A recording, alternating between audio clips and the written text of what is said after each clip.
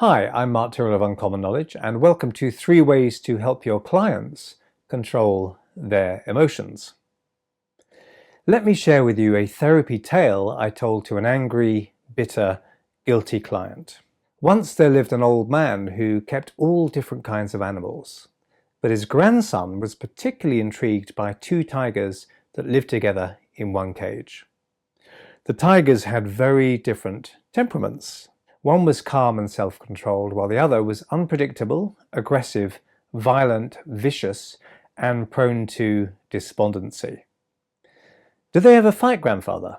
asked the young boy. "Occasionally, yes, they do," admitted the old man.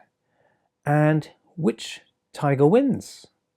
"Well, that depends on which one I feed the most." Now, I told this story to Paul while he relaxed deep within trance. And he'd pitifully described how he'd always mull over all the stuff everyone had ever done wrong to him, and then all the ways he'd hurt other people in his life. Hardly a recipe for happiness. Paul liked, and I mean really liked, this story, really connected with him. In a way, it marked the beginning of his own story. So telling stories to people in trance can be incredibly powerful. A week later, after I'd told this little tale to Paul, he emailed me, and the subject line proclaimed, "No more rolling in the muck." So what could this mean? He told me how after our session he'd entered a second-hand bookstore, picked up an old book at random and read the words, "Chronic remorse is a most undesirable sentiment. If you've behaved badly, repent, make what amends you can, and address yourself to the task of behaving better next time. On no account brood over your wrongdoing. Rolling in the muck is not the best way of getting clean." So the last line really struck a chord with him. When a client is open to it, the best therapist can be life itself. And it was a beautiful serendipitous coincidence that he found that book. Paul told me he wanted to get clean and to stop wallowing in the muck or succumbing to his own uncontrolled feelings. He wrote that he finally felt this might be possible for him and was looking forward to more therapy. He understood now that continually ruminating and emoting did him very little good and a great deal of harm. It only made him feel whipped up and upset.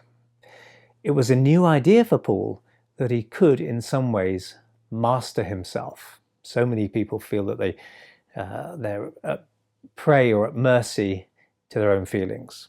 He had always felt he had to put up with the vagaries of his own powerful feelings, to be enslaved to their whims with no choice but to follow where they led.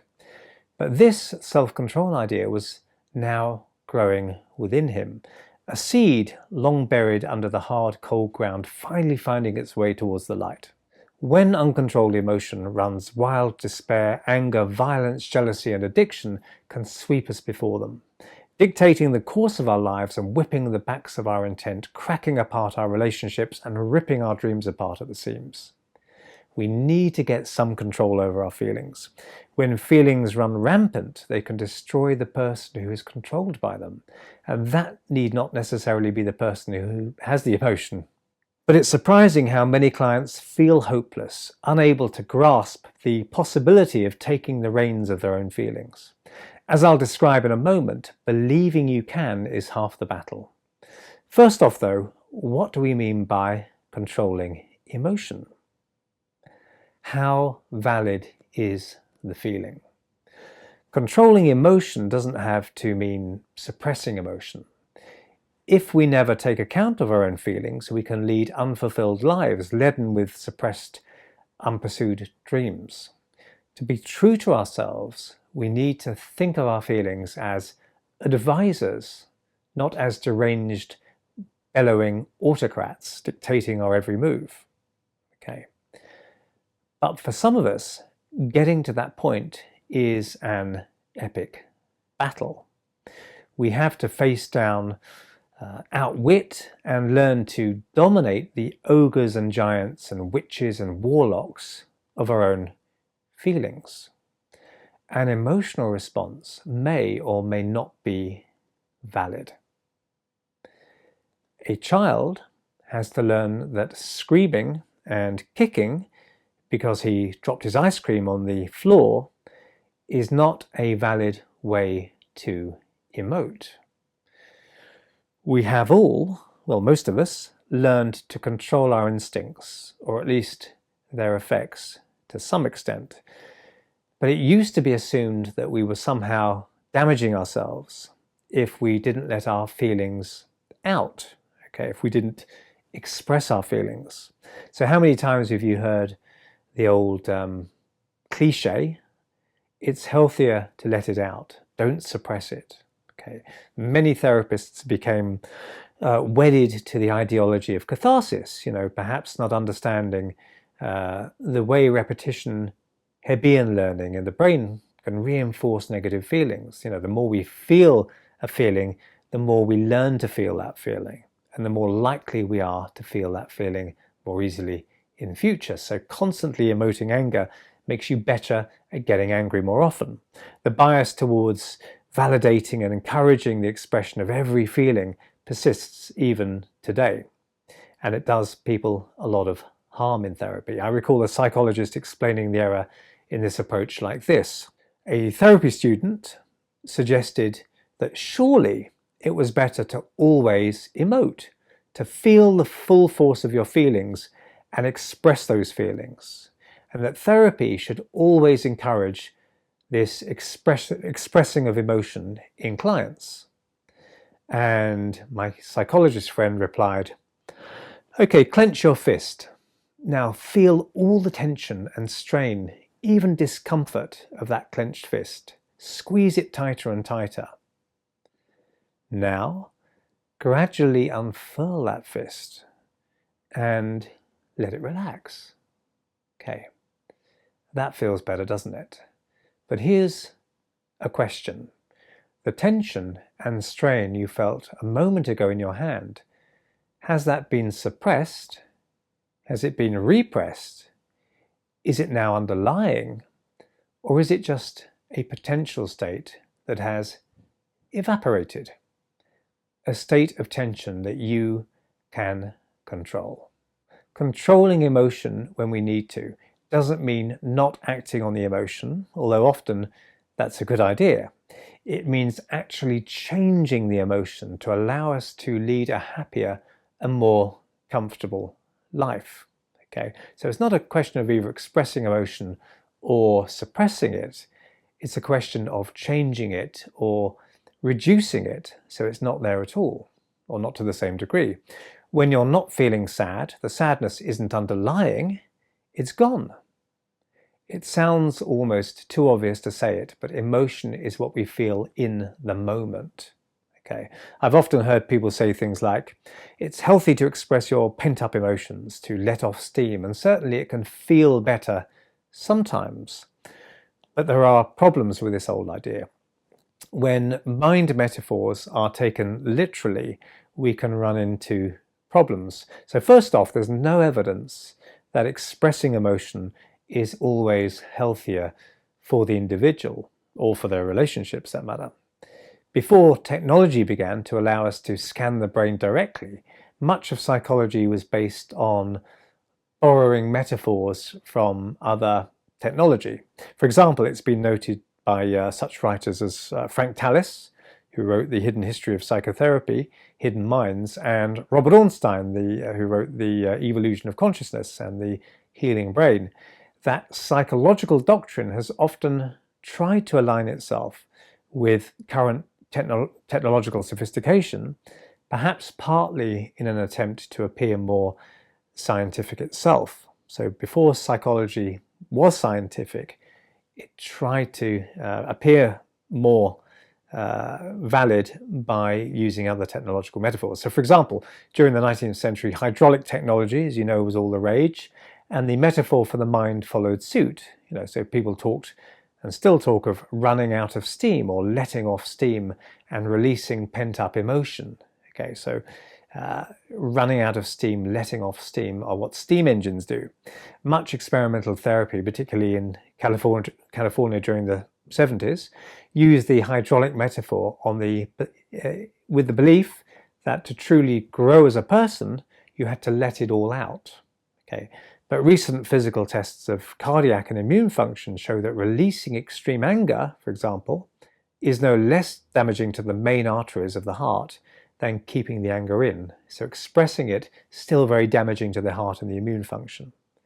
Ideally, we want to avoid either. It's much better to have less anger to start with, to control the anger, to diminish it, than to let it out or to keep it locked in. The metaphor of depth has also been applied to emotion. People often refer to an emotional issue as being deeply rooted. You've heard that metaphor, no doubt. It goes very deep, you know, with the implication that trying to help someone deal with their emotional responses may somehow be superficial and that we need to go deeper than that. But they rarely say what they actually mean by that. You know, but are you dealing with the root of the problem, with a real problem? But if we look at human emotional suffering, often the root of the problem is the emotion itself. Okay, certainly we practitioners should know how to help unhook the past emotional conditioning that may have led to the current emotional patterns. But sometimes the best way to do that is to help clients calm their current emotions. Okay, when dealing with clients' feelings, we need to see directly, not be blindsided by old technological or gardening metaphors. Rough approximations can lead to dangerously rigid assumptions as to how to help other people. So deep-rootedness or letting off steam are not necessarily useful metaphors. As always, we need to remember that all our clients have basic primal emotional needs, and we as practitioners need to be clear about what those needs are. Helping them control their troublesome emotional responses will help them feel more in control, safer and more secure, leaving them better placed to meet their emotional needs and to help them start to find life meaningful again. And of course it works both ways. So meeting their emotional needs will help them achieve better emotional self-control. Okay. So meeting needs helps people with this emotional control. Helping them with their emotional control means they can meet their emotional needs more easily. It's a two-way street. So how can we help our clients control their emotions other than by helping them meet their vital emotional needs in life? Number one, help them realize they can captain their own ship.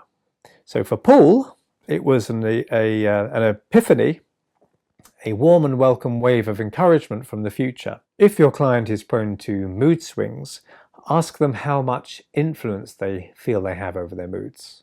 Some people feel they've got no influence over their own moods. They may not have even thought about this before. Mind you, they may already have been diagnosed as bipolar, as Paul had. Once diagnosed, clients may feel trapped by the diagnosis, as if they've been slapped with a label that can never be unpeeled. For Paul, the diagnosis had led him to believe there was nothing he could do about his wayward emotionality. As if, you know, okay, so I've got no control over this because an outside authority has limited me and put me in a bracket. Okay, some therapists fall prey to the mania for diagnosing people, especially as bipolar. It's become a very popular diagnostic criteria. But handing out a diagnosis, satisfying as it may feel at the time, can actually make clients feel less in control of their lives ultimately. Questions such as these can be really useful. What do you do to change your mood when you start feeling down? What ways do you have of going from angry to calm? What strategies do you have?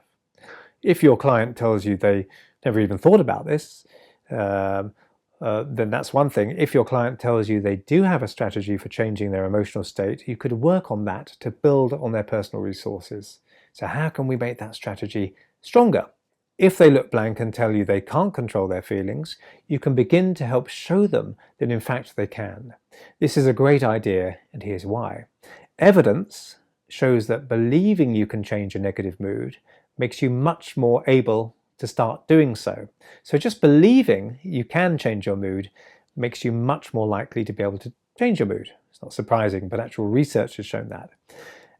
So it's hardly surprising, but still interesting to know that psychologists have found such a strong correlation between belief and ability when it comes to overcoming bad moods. So describing to clients how people can and do learn to control their emotional states may be a valuable first step. Just broaching the fact that it's possible to do that, especially if they've been officially branded with some psychiatric label or other. Paul had genuinely assumed he was under the complete control of his emotions and would have to suffer his whole life, that he had no hope of devising strategies to get back behind the control again. He felt therapy might change that a little, but he believed he would be reliant on therapy and medication for the rest of his life. His epiphany that he could master his own feelings enough to give him a happier, more stable life was the first step to actually getting there. Number 2, help your client look ahead and back in new ways. I recall an old Zen master saying, "Your anger, depression, spite or despair, so seemingly real and important right now, where will they have gone in a month, a week, or even a moment?" Intense negative emotions blind us to the future and con us into believing that now is all that matters. They can possess us, taking such a stranglehold that we become capable of doing terrible things to ourselves and to other people. Consequences evaporate in the moment. When we're angry or sad or in the thrall of addiction, it's hard to imagine reality can be any other way. In fact, when we're incredibly angry or anxious, we can momentarily forget that there is even going to be a future. Depressed people might tell you they don't see a future, but that doesn't mean that the future isn't there for them. Strong emotion makes us look through its, and only its, perspective, just like any biased propaganda. And propaganda, of course, always aims to raise the emotional temperature so that people can think less clearly. Depressed people find it hard to imagine not being depressed and therefore may conclude they've always been depressed and always will be. And that's according to research. Our job is to reconnect people to their resources so they can begin to use them for themselves. We can help our clients build up a picture of not being depressed. If depression is the particular feeling that they've been finding hard to influence and diminish, and also access resourceful non-depressed times, which can also be hard for depressed people to access usually. We know that depressed people have a very skewed way of remembering the past, and when they're depressed, they tend to have amnesia for non-depressed times, or to paint those non-depressed times as more negative than they actually were. Okay, but we can teach them to no longer do that. I taught Paul to hypnotically drift in and out of anger trances so that he could start to see the bigger picture even when he was in it. It began to control him less. Okay, so he became less angry because he could drift out of the anger almost at will. I also taught him to reframe memories of times he'd been angry or hurt by having him recall them in a deeply relaxed state of mind and body and observe the bigger picture, such as non-emotional details of the memory and the context, not the feelings. This has been shown to take the sting out of memories and help prevent automatic emotional associations from firing off, or pattern matching, as psychologists call this. 3, encourage your client to get to know themselves. We can all kid ourselves a little, or a lot. "No, I'm really pleased for you. I really am." You might say to someone while feeling the opposite. Only when we can honestly see and know our emotional fluctuations can we begin to influence them. So we can ask our clients to observe their own attitudes and emotional ebbs and flows. Okay, become mindful, start to know the machine, as it were, by seeing it from the outside. One key first step to emotional control is to know when we're actually being emotional, and also why. Oh, it's the same old push button trigger that's working on me again. Controlling emotions isn't about pretending they aren't there. If your client catches themselves feeling unexpectedly strongly about something, they can ask themselves, why am I feeling like this? Okay, why have I overreacted in this way? And report back to you. Whether your client feels jealous or angry, sad, bitter, or ashamed, they can label that feeling with no judgment. So, they might say to themselves, okay, I don't like that I'm feeling this way, but I'm feeling very envious, okay, of this person's good luck, or whatever. And there's a kind of honesty. They could write that down, envy. They can note down their feelings and also the context around those feelings. Okay. This gives you and them great material to work with. It also helps them get to know themselves better and to increase self-objectivity by using the observing self. Okay, so the road to self-knowledge isn't very flattering, and if we can put aside the need to feel flattered, then we can be honest with ourselves and see some of our less, flattering emotions. The next step is to identify why they feel the way they do. So they might say, I hate to admit it, but I'm feeling envious of Bob because he's just been complimented for his work and I haven't. Okay, so that might be the observation. Being able to exercise this self-honesty means that your clients won't have to resort to what a large proportion of the human race do. They won't have to rationalize, rationalize away why they do or think or feel things.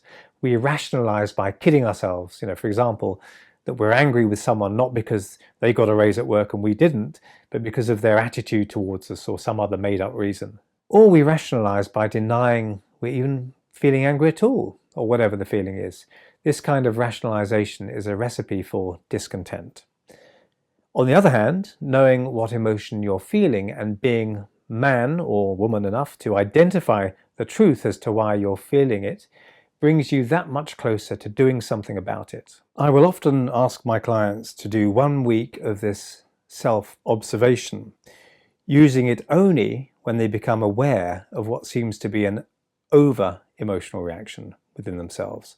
So our clients don't need to be constantly navel-gazing or to lose perspective on other aspects of life, to be too self-analytical, but they do need to be able to observe their own emotional responses when it matters. In a sense, any therapist and many coaches will be useful only insofar as they can help clients manage and control their emotions and help them build and connect to their resources. These are just 3 broad ways to help our clients control and manage their emotions. So to recap, let them know it's possible to change their moods and influence their own feelings, because believing you can change your mood makes it much more likely you will be able to do so. Help your client learn to step outside of the emotional trance at will and instantly realize the consequences of anger, for example, rise outside of the depression, transcend the emotion through hypnotic techniques or whatever the case may be. Remember, emotion is hypnotic because it narrows focus and often involves the imagination. Reframe past difficult memories and encourage your client to observe their own reactions so they get to know and see how their emotionality works. This is the first step to mastering, or at least gaining more control over their troublesome feelings. Paul told me both his tigers were now much tamer, but he could still be intense and spontaneous in a good way. He'd never forgotten that story, and he and his wife will be forever grateful for it. As I said to Paul, you are the keeper of your emotions, not the slave. So I hope you found that useful, and if you did, please hit like and subscribe, and if you want to hear when my next video is published, hit the notification bell below.